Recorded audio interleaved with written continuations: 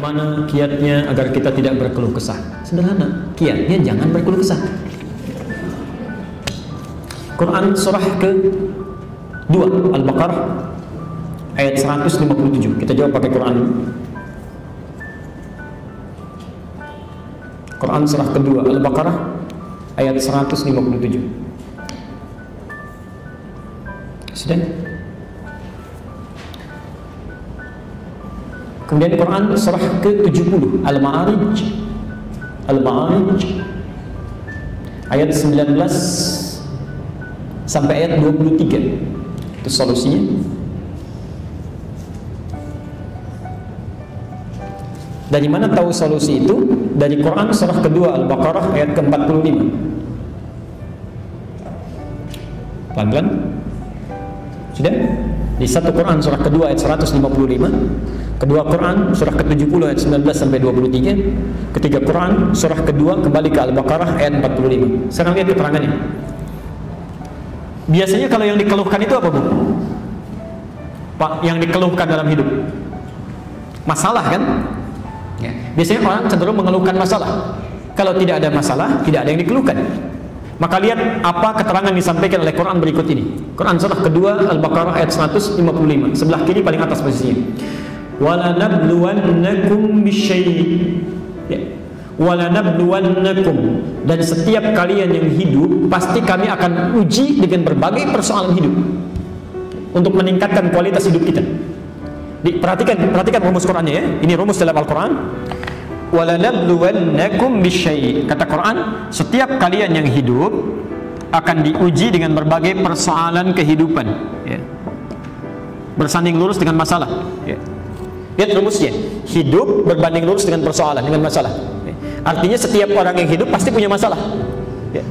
Ingat betul ya, setiap orang yang hidup pasti punya masalah, karena masalah ini diciptakan untuk meningkatkan kualitas hidup ya. Kalau tidak ada marah, bagaimana bisa menguji sabar? Kalau tidak ada bohong, bagaimana bisa ketahuan jujur? Ya. Kalau tidak ada cemberut, bagaimana bisa tampak senyum? Ya. Kalau tidak ada malas, bagaimana bisa ada rajin? Ya, selalu ada. Diciptakan itu untuk meningkatkan kualitas kehidupan kita. Jadi sepanjang orang hidup pasti punya masalah. Tidak ada orang yang hidup tidak punya masalah. Ya. Bapak, Ibu sekarang kelihatan seperti tenang-tenang saja. Padahal belum tentu itu saat datang nggak punya masalah. Ya mungkin di hatinya sedang ada gejolak, ada persoalan. Pasti setiap orang hidup punya masalah. Saat Anda mengatakan saya ingin tidak punya masalah, maka seketika sebetulnya sedang menciptakan masalah ya. Seseorang berpikir tidak punya masalah, itu sedang mengundang masalah. Jelas sampai sini? Ya. Jadi kalau ada orang misalnya tidak ingin punya masalah, itu sama dengan dia tidak ingin hidup. Hidup berbanding lurus dengan masalah. Saat orang tidak ingin punya masalah, itu sama dengan tidak ingin hidup. Pertanyaan saya, Bapak Ibu ingin punya masalah atau tidak? Ya sudah. Kenapa mengeluh? Dijawab tidak, takut tidak hidup ya. Dijawab ingin juga repot ya. Sekarang lihat ya. Nanti kita lihat bagaimana cara mengatasinya. Bisyai bentuknya macam-macam ya.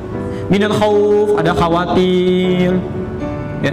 Ini sudah mendung, pikiran sudah fokusnya kemana-mana gitu ya.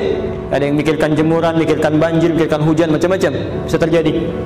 Walju, lapar ya, barangkali yang berangkat belum makan dulu. Ustaz kapan selesainya? Udah 2:30 belum beres juga misalnya ya, ada macam-macam ya. Wa naqsi minal amwal, kekurangan harta benda. Wal anfus, sakit sampai ada yang meninggal. Yang paling menarik wat thamarat. Di situ diartikan apa? Buah-buahan. Padahal itu bahasa kiasan ya. Ibu kalau nanam sesuatu, Bapak nanam sesuatu sudah tumbuh, yang mau dipetik apa ya? Buahnya. Itu bahasa kiasan. Ini ada orang sudah menanam modal dengan tenaganya, dengan berbagai halnya, tiba-tiba sudah mendapatkan keuntungan, keuntungannya diambil direbut oleh orang lain.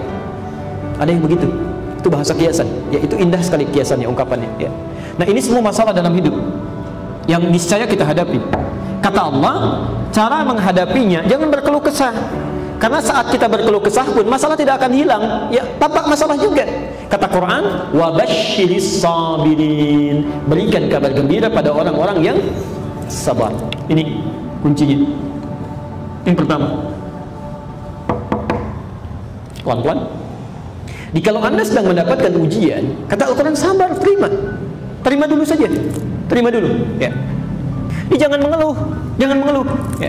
Bagaimana cara menerimanya? Al-Baqarah ayat 286. Pelan-pelan. La yukallifullahu nafsan illa, yakinkan pada diri kita bahwa masalah yang kita hadapi ini tidak mungkin kita lalui kecuali sanggup mengatasinya.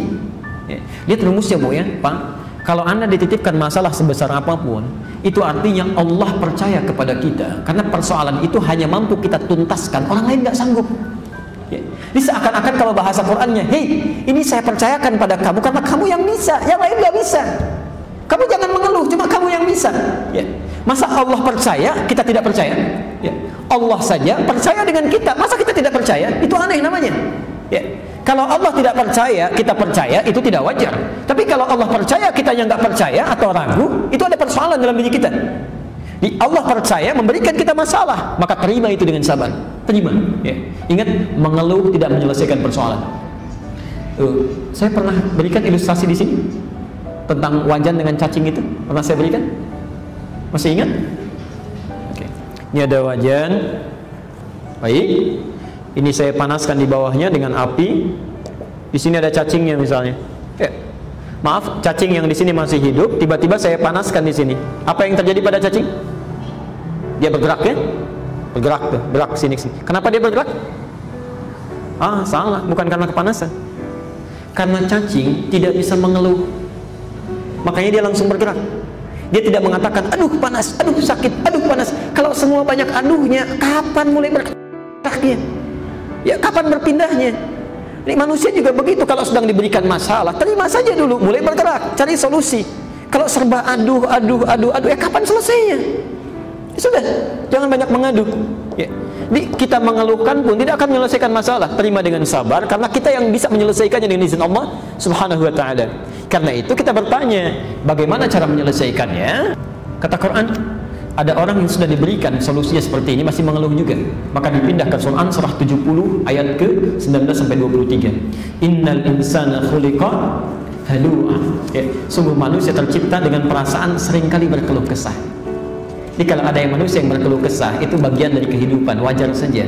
Yang tidak wajar terus-terusan mengeluh, ya. Atau mengeluhkan sesuatu yang bukan urusannya, ya, itu bermasalah itu, ya. Tetangga yang beli pot baru, kok ada orang yang iseng gitu ya, yang memikirkannya, kan jadi persoalan di situ. Baik. Nah, idza massahu syarru jazua, kalau ditimpa kesulitan, berkeluh kesahnya cepat kepada Allah. Ya. Wa idza massahul khairu manu'a. Tapi kalau misalnya diberikan apa yang diinginkan, terputus ibadahnya. Ya, maaf, ini sindiran yang sangat tajam. Bahkan ada yang keluh kesahnya dengan ibadah, Bu, Pak. Jadi kalau maaf ya, gajian belum turun, PHK terus banyak, tahajud rajin, ya, puasa mulai tambah. Tapi kalau sudah diberikan apa yang diinginkan, terputus semuanya. Lihat caranya satu. Kalau Anda sedang mendapatkan kesulitan, ada persoalan, maka illal musallin, kecuali orang yang sholatnya benar. Maka setiap kesulitan yang Anda bawa dalam hidup, mohonkan kepada Allah solusinya saat sholat, saat sujud itu minta, saat sujud. Maka turun ayat Al-Baqarah ayat ke-45 tadi yang ditulis terakhir. Wasta'inu bis-sabri was-salat. Pelan-pelan. Wasta'inu, jika Anda punya kesulitan dalam hidup, kemudian berkeluh kesah, mintakan pertolongannya bis-sabri, terima dulu dengan sabar tadi. Was-salat, saat salat itu mohonkan solusinya kepada Allah, tumpahkan kepada Allah, mintakan, ya. Bahkan nanti setelah kita bahas ayat yang kelima di hadis qudsi Abu Daud nomor hadis 821, ternyata Masya Allah, Allah itu sedang menunggu kita dalam salat, Pak. Inilah rahasianya kenapa salat dalam sehari sampai 5 waktu. Ini rahasianya. Ternyata salah satunya supaya Allah memudahkan segala urusan kita. Jadi kita ditunggu itu. Tidak mungkin ada orang dari duhur saja tadi sampai asar yang tidak punya kebutuhan. Pasti punya itu. Jadi Allah tunggu. Seakan-akan kita ditunggu sampai dengan sholat asar. Ketika kita mengatakan sebelum sholat, kata Allah, wasta'inu, catat kebutuhan kita. Ayo, punya masalah apa? Saat Anda sholat, Anda katakan iyyaka na'budu wa iyyaka nasta'in. Perintahnya wasta'inu, permohonannya nasta'in, ya. Di solusinya supaya kita tidak banyak berkeluh kesah dalam kehidupan. Yang pertama, perbaiki kualitas sholatnya. Perbaiki kualitas sholatnya, ya. Yang kedua,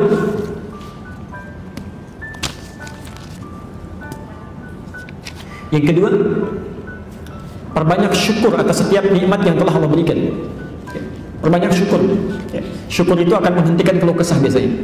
Ya. Jadi kalau orang sudah banyak mensyukuri nikmat yang Allah berikan, maka keluh kesah akan berkurang. ya, akan berkurang. Ibu bapak sekalian, catat betul ini ya, kaidah dalam nikmat ini. Biasanya sesuatu begitu sangat diingin-inginkan, begitu berharga, itu karena belum didapatkan. Ya, karena belum didapatkan. Tapi kalau sudah diperoleh, biasanya berkurang kenikmatannya. Coba ibu waktu belum punya mobil kan harap-harap punya ya. Tambah, begitu punya kan, pertama kali punya itu rasanya luar biasa ya, luar biasa. Tapi kalau sudah sering-sering dipakai, kan rasa itu sedikit-sedikit hilang ya. Di segala sesuatu yang sering diharapkan itu karena belum didapatkan, karena belum didapatkan. Artinya apa? Artinya perasaan manusia yang sering muncul rasa ingin banyak kenikmatan itu karena banyak keinginannya, lupa bahwa Allah telah memberikan sesuatu yang tanpa dia inginkan pun Allah sudah berikan. Nah, kalau Anda sering melihat kepada kedalaman apa yang sudah Allah berikan, maka keinginan-keinginan itu akan mulai sedikit banyak ditekan. Ya. Ingin itu sumbernya dari mana? Ingin sumbernya dari mana? Nafsu. Nafsu itu terulang sebanyak 115 kali dalam Al-Quran. Lawannya takwa. Takwa terulang sebanyak 115 kali dalam Al-Quran. Jadi kalau Anda meningkatkan takwa, maka otomatis nafsunya ditekan. Jadi kalau nafsunya sudah ditekan, keluh kesah tidak akan muncul. Nah, cara meningkatkan takwa itu banyak di Quran. Bisa dengan puasa, bisa dengan sholat, bisa dengan baca Quran, dan yang paling hebat itu menunaikan puasa. Karena ketika Anda puasa, maka semua sifat-sifat ibadah yang lain akan mengikuti. Ya, akan mengikuti. Coba lihat orang tidak puasa, jangankan sholat sunnah, sholat fardu pun bisa terlambat. Tapi orang puasa, jangankan sholat fardu, sholat sunnah tidak mau ketinggalan. Ya. Ibu saat puasa bisa nggak mau nggak baca Quran, selalu ingin baca. Tapi saat tidak puasa belum tentu baca Quran. Anda saat tidak puasa, di jalan ada yang minta, walaupun di hadapan mata, belum tentu diberikan. Tapi kalau sedang puasa, jangankan yang kelihatan, yang nggak kelihatan akan dicari-cari itu. Mana fakir miskin, mana anak yatim, akan diberikan. Jadi kalau Anda sedang berkeluh kesah, ya yang pertama tadi terima dengan sabar. Yang kedua banyak bersyukur. Yang ketiga tingkatkan ibadah. Yang keempat, pahamkan pada diri kita bahwa berkeluh kesah tidak menyelesaikan persoalan.